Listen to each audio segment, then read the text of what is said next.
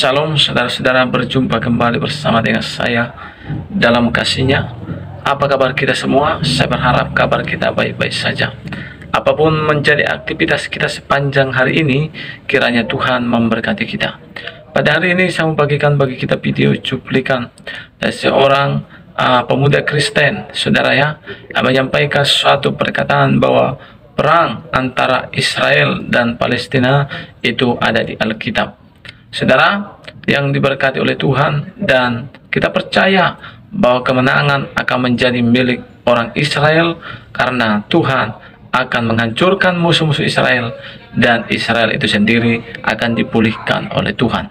Kita simak dulu cuplikan berikut ini. Itu sudah ada. Kalau kita berbicara dari mana dulu nih? Dari aspek apa dulu nih?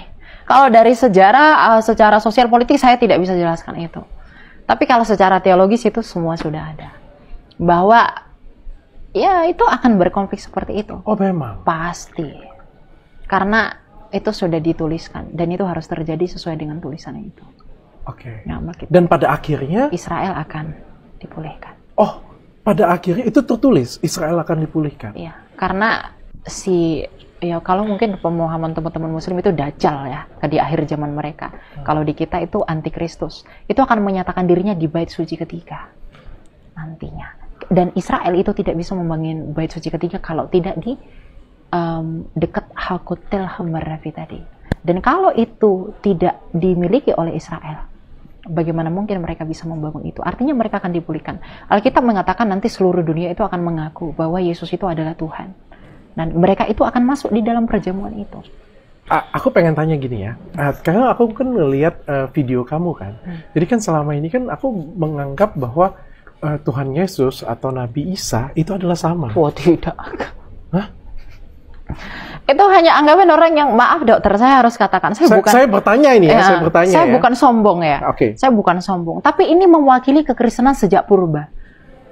Yesus Kristus itu tidak pernah sama dengan Isa. Yesus Kristus, Isa Al-Masih itu berbeda. Gini, kalau arti toleransi itu apa? Itu adalah membiarkan. Oke? Sekalipun teman-teman muslim dalam pandangan teologisnya itu, oh dalam pandangan kami Yesus itu tidak disalibkan. Karena di dalam kitab kami, Isa itu diserupakan. Oke, kita hargai itu. Tapi ada nggak data sejarah yang mendukung itu? Di zaman itu. Tapi sekarang tidak ada. Tapi mengenai Yesus yang mati di kayu salib, tutup Alkitab, buka sejarah dunia. Dari abad pertama Josephus Flavius, Tacitus dari Roma, Cornelius, Marabar, Serapion. Bahkan kebangkitan itu dicatatkan terjadi. Kalau dalam asumsi teologis teman-teman muslim, Isa itu diangkat, kebangkitan tidak ada. Jadi ngapain disama-samain gitu loh. Kalau secara historis itu tidak sama, ngapain secara teologis harus dipaksa? Asumsi teologis tidak akan pernah bisa membantah fakta sejarah. Sejarah itu adalah sejarah. Tafsiran teologis bebas. Itu ada dalam narasi orang Yahudi namanya Shiv'im Panim La Torah. Torahnya sama, tapi menginterpretasikannya berbeda nggak masalah. Tapi sejarahnya sama bro. Tapi kalau sudah sejarahnya berbeda, ngapain disama-samain? Oke. Ya tapi kalau orang lain mau bilang, oh itu tahu, bagaimanapun saya bodoh amat, saya buang sejarah, itu tetap sama, silahkan terserah. Tapi sejarah yang berdiri independen dan bertanggung jawab, itu tidak akan pernah membenarkan itu sampai kiamat. Karena kita punya datanya semua. Gitu loh. Ini upaya toleransi, membiarkan. Saya tidak suka lihat orang, kalau di TikTok itu yang saya prihatinkan. Isa itu Yesus, bagaimanapun Isa itu tidak mati. Isa itu, Yesus itu bukan Tuhan. Ini itu bukan Tuhan, bukan Allah. Wong berbeda, lahirnya saja berbeda. Isa itu lahir dari mana? Bawah pohon kurma. Kalau yang di mana itu? Kalau yang di teman-teman muslim. Teman-teman muslim betul. Bawah pohon kurma. Bawah pohon kurma. Kalau kita kan di kandang domba. Di kandang domba, di Migdal Eder. Di Yerusalem, di Migdal Eder itu, di Bethlehem itu, mana ada pohon kurma? Gitu loh.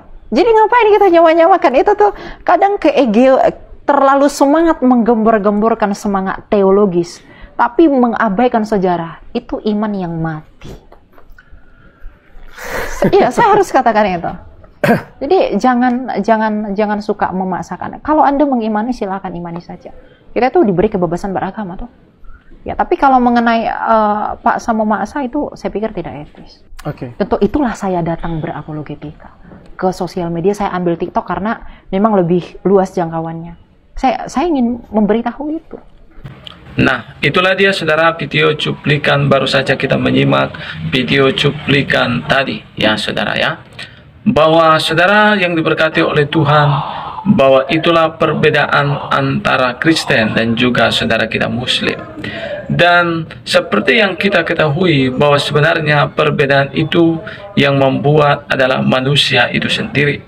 Katakan sajalah seperti Yesus Kristus yang kita kenal, bahwa di dalam saudara agama kekristenan, bahwa Yesus itu lahir di kandang domba, yaitu di Bethlehem. Sedangkan di dalam saudara kita Muslim, Yesus itu lahir di bawah pohon korma. Dan perbedaan-perbedaan inilah yang membuat antara Kristen dan Islam tidak pernah bersatu sampai hari ini, selalu saling menyerang satu sama lain, bahkan memaksakan agama-agama lain untuk percaya kepada kepercayaan mereka. Saudara, seperti yang dikatakan oleh saudara kita tadi, yaitu pemuda Kristen ini, bahwa saudara, kepercayaan yang kita miliki tidak boleh kita paksakan kepada orang. Kita hanya bisa memberitahu apa yang kita percaya kepada seseorang, kepada banyak orang mungkin ya saudara, tapi kita tidak bisa memaksanya. Kita hanya memberitahu apakah mereka percaya, apakah masuk akal perkataan kita, itu kembali kepada mereka. Saudara yang diberkati oleh Tuhan, kita tahu sendiri bahwa Alkitab sudah jauh lebih dulu muncul saudara ya, sebelum Al-Quran itu datang. Jadi kita sebagai rakyat Indonesia tentunya harus tahu dan mengetahui kebenaran yang sesungguhnya. Saya Pendeta Rio Pasaribu, kiranya lewat video ini kita tidak salah paham, kita semakin mengerti ya saudara, supaya tidak ada lagi perbedaan di antara kita, supaya kita tetap satu di dalam kasih Tuhan, dan kita satu dalam Bhinneka Tunggal Ika. Walau kita berbeda-beda, tapi kita tetap satu jua. Tuhan Yesus memberkati. Shalom.